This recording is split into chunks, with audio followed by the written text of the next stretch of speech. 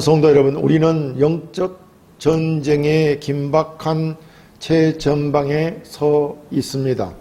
현대 사회는 눈에 보이는 물질과 기술, 과학적 합리주의에 매몰되어 우리 영혼을 사냥하려는 실제적인 대적, 이 사탄의 존재를 망각하거나 희화하곤 합니다. 그러나 성경은 분명하게 경고합니다. 사탄은 우는 사자와 같이 삼킬 자를 찾으며 특히 성도들 사이의 관계를 깨뜨리고 그리스도의 몸된 교회를 분열시키기 위해 교묘한 계계를 사용합니다. 오늘 본문에서도 사도 바울은 고린도 교회를 향해 간곡히 권면하고 있습니다. 범죄한 형제를 용서하고 사랑을 확증하라는 것입니다. 형제들의 모든 잘못을 용서하시고 서로 사랑을 나누라는 것입니다. 왜 그렇게 해야 됩니까?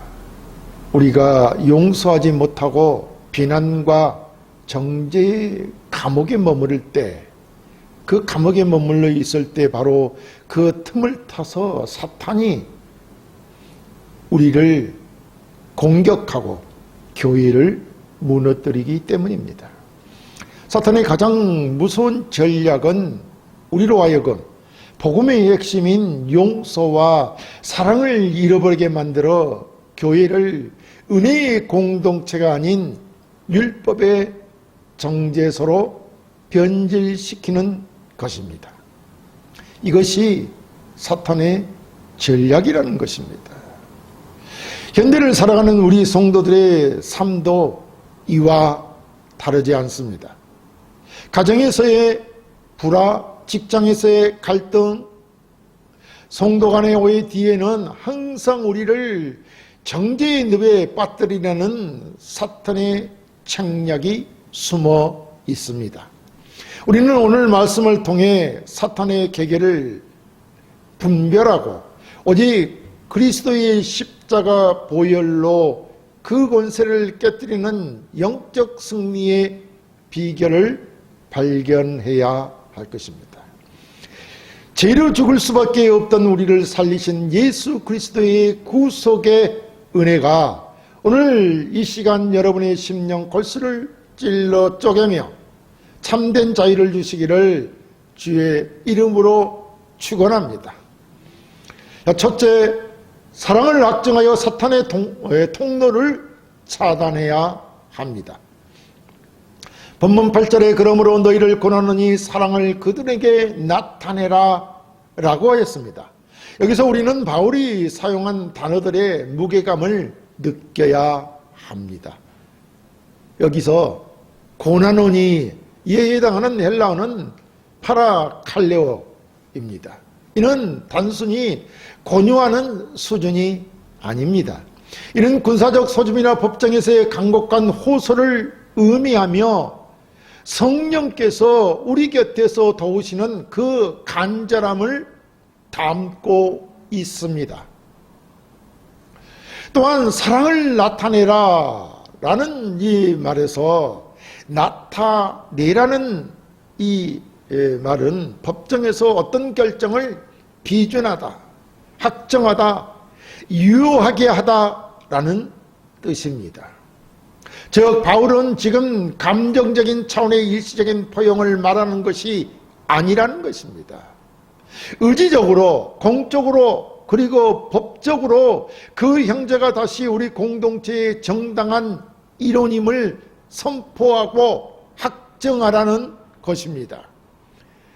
당시 고린도 교회는 바울의 사도권을 부정하고 도덕적 문제를 일으킨 이들로 인해 큰 고통을 겪었습니다. 오늘날도 이러한 일들은 많이 우리가 접할 수 있습니다. 교회는 마땅히 징계를 행했고 그 징계는 유익했습니다. 하지만 문제는 그 이후에 나타났습니다. 회개하고 돌아온 자를 여전히 싸늘한 시선으로 바라보고 배척하는 것, 그것이 바로 사탄이 노리는 틈이었기 때문입니다. 다시 말하면 성도 간의 사랑을 확정하지 못했던 것이었습니다. 그렇기 때문에 사탄이 그 틈을 누렸던 것입니다. 개혁주의 신학의 관점에서 볼 때 인간은 전적으로 타락했습니다. 전적으로 타락한 존재라는 것입니다. 누구도 이를 부인할 수가 없습니다. 우리 안에는 선한 것이 전혀 없으며 스스로의 힘으로는 하나님의 공의를 만족시킬 수 없습니다. 우리는 이 사실을 인정해야 합니다. 그러나 하나님께서는 창세전부터 우리를 선택하시고 우리가 전적으로 타락했고 선한 것이 전혀 없음에도 불구하고 하나님께서는 창세전부터 우리를 선택하시고 독생자 예수 그리스도를 이 땅에 보내어 우리의 모든 죄짐을 대신 지게 하셨습니다. 그리스도께서 십자가에서 흘리신 보혈은 단순한 희생이 아니라 사탄의 정죄로부터 우리를 해방시킨 법적 승리입니다. 그리스도께서 십자가에 못 박혀 돌아가심이, 희생당하심이 사탄의 정죄로부터 우리를 해방시킨 승리였다, 이런 말입니다. 그런데 만약 우리가 회개한 형제를 용서하지 않고 정죄의 자리에 계속 머물러 있다면 그것은 그리스도께서 확정하신 그 구속의 법적 효력을 우리 스스로 부인하는 꼴이 된 것입니다. 사단은 바로 이 점을 공격하고 있습니다. 예를 들어 사단은 우리에게 공의를 세워야지, 저 사람은 아직 고통을 더 당해야 해, 어떻게 저런 죄를 짓고 뻔뻔하게 교회에 나오지? 라고 하는 생각들을 성도들 안에 주입한다는 것입니다. 이것이 사탄의 계계인 것입니다. 겉으로는 고르게 보이지만 그 실체는 교만이며 사랑의 결핍입니다. 성경의 예화를 보면 마태복음 18장에 등장하는 1만 달란트 빚진 자가 있습니다. 그는 상상할 수 없는 큰 빚을 주인에게 탕감받았습니다. 그러나 자신에게 고작 100달러원 빚진 동료를 용서하지 못하고 옥에 가두었습니다. 그러자 주인은 분노했습니다. 그 분노가 대단했던 것입니다. 마태복음 18장 33절에 보면 내가 너를 불쌍히 여김과 같이 너도 네 동료를 불쌍히 여김이 마땅하지 아니하냐라고 주인이 분노했던 것입니다. 우리가 형제를 용서하지 않는 순간 우리는 1만 달란트의 은혜를 잃어버린 배은망덕한 종이 됩니다. 사탄은 바로 그때 우리를 합법적으로 공격할 권리를 얻습니다. 미움은 사탄을 초대하는 초대장과 같은 것입니다. 누가 우리를 미워하면, 형제를 미워하면 그 틈을 타서 사탄이 역사한다는 것입니다. 다시 말해서 우리가 사단을 초청하는 꼴이 되는 것입니다. 그러므로 오늘 우리는 마음속에 있는 미움의 벽을 허물어야 합니다. 그것은 우리의 힘으로 되지 않습니다. 오직 나를 위해 죽으신 그리스도의 사랑을 묵상할 때 가능합니다. 하나님 앞에 간구하고 하나님의 사랑이 무엇인지 그 사랑을 받아 그 사랑으로만 가능하다는 것입니다. 십자가의 보혈이 내 죄를 씻었음을 믿는다면 이제 그 보혈의 능력을 형제를 향한 사랑으로, 확증으로, 그 사랑의 확증으로 나타내야 내시기를 바랍니다. 그것이 사탄의 모든 통로를 온천 봉쇄하는 가장 강력한 무기입니다. 다시 말씀드리자면 사탄이 우리를 틈타게 하는 데 있어서 그를 방어하는 가장 큰 무기는 주님이 우리를 사랑하셨듯이 우리가 서로 사랑하는 것입니다. 주님이 주신 사랑을 확증하라는 것입니다. 둘째, 은혜의 용서로 실족한 영혼을 회복시켜야 합니다. 본문 9, 10절에 너희가 범사에 순종하는지 그 증거를 알고자 하여 내가 이것을 너희에게 쏟노라. 너희가 무슨 일이든지 누구를 용서하면 나도 그러하고 내가 만일 용서한 일이 있으면 용서한 그것은 너희를 위하여 그리스도 안에서 한 것이니 라고 하였습니다. 바울은 본문에서 더욱 깊은 용서의 원리를 제시합니다. 여기서 용서를 뜻하는 헬라어 카리조마이는 카리스라고 하는 은혜에서 유래했습니다. 즉 성경적 용서는 상대방이 용서받을 만한 조건을 갖추었기 때문에 주는 보상이 아니라 하나님으로부터 거저받은 은혜를 흘려보내는 것입니다. 그러니까 상대가 용서받을 조건이 되지 않더라도 우리는 하나님으로부터 받은 그 은혜로서 용서해야 한다는 것입니다.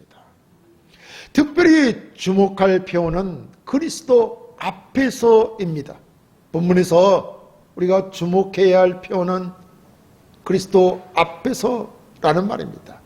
헬라어 원문에서는 그리스도의 얼굴 바로 앞에서라는 뜻입니다. 이는 성도가 행하는 용서가 단순히 개인적인 도덕적 행위가 아니라 살아계신 그리스도의 목전에서 행하는 영적 애식임을 의미하는 것입니다. 바울은 고린도 교회의 성도들이 범죄한 자를 너무 가혹하게 다루어 그가 너무 많은 근심에 잠길까 염려했습니다. 우리 개혁주의 교리에 따르면 성화는 단번에 이루어지는 것이 아니라 평생의 과정이라고 하였습니다. 이 과정 속에서 성도는 넘어질 수 있고 범죄할 수도 있습니다. 이때 사단의 전략은 우리에게 절망을 심는 것입니다. 한두 번이 아니기 때문에 평생의 과정이기 때문에 우리에게 사탄은 절망을 심는다는 것입니다. 너는 끝났어. 하나님은 너를 버리셨어. 라고 속삭이며 성도를 울과 자책의 구렁텅이로 밀어 넣습니다. 만약 교회가 이 정죄에 가담한다면 그것은 사탄의 대리인 역할을 하는 것과 다름없습니다. 당시 신학적 배경을 보면은 고린도 교회는 헬라 철학의 영향으로 지적인 교만과 엄격한 도덕주의가 혼재되어 있었습니다. 그들은 죄인을 징계함으로써 자신들의 거룩함을 증명하려 했습니다. 그러나 바울은 지적합니다. 참된 거룩은 정죄가 아니라 회복에 있다고 말합니다. 왜냐하면 우리는 전적으로 다 타락한 죄인들이기 때문이죠. 그러므로 우리는 회복하는 데 있는 것입니다. 그것이 바로 참된 거룩, 성화로 가는 길인 것입니다. 그리스도의 십자가는 죄인을 죽이는 자리가 아니라 죄인은 죽이고 죄인은 살리는 자리인 것입니다. 베드로는 예수님을 3번이나 모른다고 부인했습니다. 사단의 입장에서 베드로는 가장 완벽한 실패자였습니다. 사단이 원하는 것이죠. 그러나 부활하신 예수님은 갈릴리 해변으로 베드로를 찾아가셨습니다. 그를 꾸짖거나 정죄하지도 않으셨습니다. 대신 네가 나를 사랑하느냐 물으시고 그를 다시 세워주셨습니다. 이것이 바로 그리스도 앞에서 행하는 용서의 실체입니다.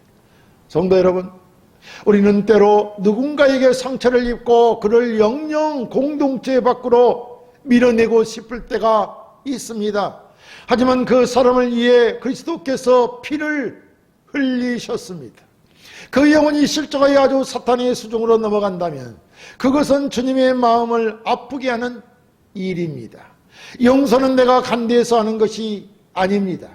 그리스도께서 나를 보시는 그 눈으로 형제를 바라보는 것입니다. 그리스도께서 나를 이토록 참아주셨는데 내가 어찌 형제를 참지 못하겠는가라는 애절한 자기 성찰이 필요하다는 말입니다.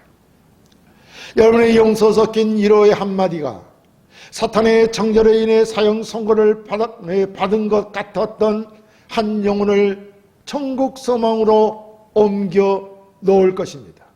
이것이 바로 영생을 소유한 자의 권세입니다. 하나님이 우리에게 주신 권세 말입니다. 하나님의 자녀가 갖는 권세인 것입니다. 셋째, 사탄의 악한 책략을 간파하여 교회를 보존해야 합니다. 본문 11절에 이는 우리로 사탄에게 속지 않게 하려 함이라. 우리는 그 계책을 알지 못하는 바가 아니로라라고 하였습니다. 바울은 이 모든 권면의 궁극적인 이유를 밝힙니다. 여기서 속지 않게에 해당하는 헬라의 의미는 사기꾼에게 재산을 강탈당하거나 탐욕스러운 자에게 당하는 것을 뜻합니다. 사탄은 우리의 거룩한 열심마저도 가로채어 교회를 파괴하는 도구로 사용한다는 것입니다. 또한 여기서 사탄의 계책은 사람의 생각 속에 은밀히 침투하는 사탄의 지략을 의미합니다. 사탄은 뿔 달린 괴물의 모습으로 우리에게 나타나지 않습니다. 오히려 공의의 사자처럼 나타나 우리 마음속에 분노와 정죄의 정당성을 부여합니다. 이것이 무서운 까닭은 성도가 스스로 하나님을 위해 일하고 있다라고 착각하면서 실제로는 사탄의 종노릇을 하게 만들기 때문입니다. 여러분, 바울이 어떻게 했습니까? 하나님을 섬긴다고 하면서 기독교인들을 잡아 가두는 일에 앞장섰습니다. 그가 회심하기 전에 말입니다. 사탄은 이렇게 공의의 사자처럼 나타나서 우리 마음속에 분노와 정죄의 정당성을 부여한다는 것입니다. 우리가 하나님의 일을 하고 있는 것처럼 착각하게 만든다는 것입니다. 이것이 사탄이 실제로 우리를 이용하여 자신의 종노릇하게 만든다는 말입니다. 우리 칼빈주의 신학의 핵심은 하나님의 주권입니다. 교회는 사람의 모임이 아니라 하나님의 통치 영역입니다. 사탄은 이 통치 질서를 흔들기 위해 분열이라는 카드를 꺼내듭니다. 교회가 은혜보다 법을, 용서보다 비판을 앞세울 때 사탄은 승리의 미소를 짓습니다. 사탄은 우리가 죄를 짓게 만드는 데만 주력하지 않습니다. 그보다 더 고단수인 전략은 죄 지은 자를 대하는 우리의 태도를 타락시키는 것입니다. 구약의 다윗은 밧세바와 간음하고 우리아를 죽였을 때 그는 사탄의 전략에, 사탄의 책략에 완전히 말려들었습니다. 그러나 나단 선지자를 통해 회개했을 때 하나님은 그를 회복시키셨습니다. 만약 이스라엘 백성들이 다윗의 범죄를 근거로 끝까지 그를 거부하고 저주했다면 어떻게 됐을까요? 메시아의 계보는 끊어지고 나라는 사탄의 놀이터가 되지 않았겠습니까? 반드시 그렇게 되었을 것입니다. 하나님은 범죄한 다윗조차도 은혜의 경륜 속에 품으셔서 그리스도의 조상이 되게 하셨습니다. 오늘날 사탄은 미디어를 통해 혹은 우리 안의 상처를 통해 교회를 비난하게 만듭니다. 성도 간의 사소한 오해를 키워 교회를 떠나게 만듭니다. 우리는 영적 분별력을 가져야 합니다. 누군가를 향한 비난의 말이 입술 끝까지 차오를 때 여러분 자문해 보십시오. 이 생각이 그리스도께서로부터 온 것인가? 아니면 사탄이 우리에게 주는, 우리를 이용하려는 계계인가? 라는 자문 말입니다. 그리스도께서는 십자가에서 마지막 숨을 거두시며 다 이루었다고 말씀하셨습니다. 이는 사탄의 정죄에 대한 종결 선언입니다. 사탄은 더 이상 우리를 참수할 법적 근거가 없습니다. 오직 우리가 스스로 용서를 거부할 때만 사탄은 기세를 부리는 것입니다. 그러므로 사탄의 계계를 깨뜨리는 길은 명확합니다. 그리스도의 십자가를 붙잡고 그분이 선포하신 화목의 복음, 사랑의 복음, 평화의 복음을 실천하는 것입니다. 죄와 사망의 법을 이기신 그리스도의 생명의 법이 여러분의 심령을 지배하게 하시기 바랍니다. 그때 사탄의 모든 관계는 안개처럼 사라질 것입니다. 사랑하는 성도 여러분, 사탄은 지금 이 순간에도 우리 공동체의 약한 고리를 찾고 있습니다. 그가 노리는 것은 우리의 도덕적 결함 자체가 아니라 그 결함을 통해 우리의 사이에 사랑의 끈을 끊어버리는 것입니다. 우리는 오늘 세 가지를 배웠습니다. 첫째, 의지적인 사랑의 약점으로 사탄의 통로를 막아야 합니다. 사탄이 우리를 타고 들어와서 우리 마음속에 들어오는 그 길을 막는 것은 그리스도의 사랑의 확증이라는 것입니다. 둘째, 그리스도 앞에서 행하는 은혜의 용서로 실종한 영혼을 살려야 합니다. 하나님이 우리를 용서하셨듯이, 우리를 사랑하시기에 용서하셨듯이 그 용서로 실종한 영혼을 살려야 한다는 말입니다. 셋째, 정죄로 이장한 사탄의 계책을 복음의 눈으로 분별해야 합니다. 사탄의 계책을 분별할 줄 알아야 한다는 말입니다. 어떻게요? 우리 주 예수 그리스도의 복음으로 말입니다. 여러분의 가정에서, 여러분의 구역에서, 그리고 이 재단에서 정죄의 소리를 거치고 용서의 노래를 부르시기 바랍니다. 우리가 서로의 발을 씻겨주고 서로의 허물을 덮어줄 때 세상은 비로소 우리가 그리스도의 제자인 줄을 알게 될 것입니다. 사탄은 무너지고 하나님 나라는 확장될 것입니다. 죄인을 위해 자기 몸을 대속물로 주신 예수 그리스도, 그분의 십자가만이 우리의 유일한 자랑입니다. 우리는 그 십자가 사랑으로 사탄의 모든 계계를 박살내고 승정벌을 울리는 거룩한 성도들이 되어서, 아니 되시기를 우리 주 예수 그리스도의 이름으로 간절히 축원합니다.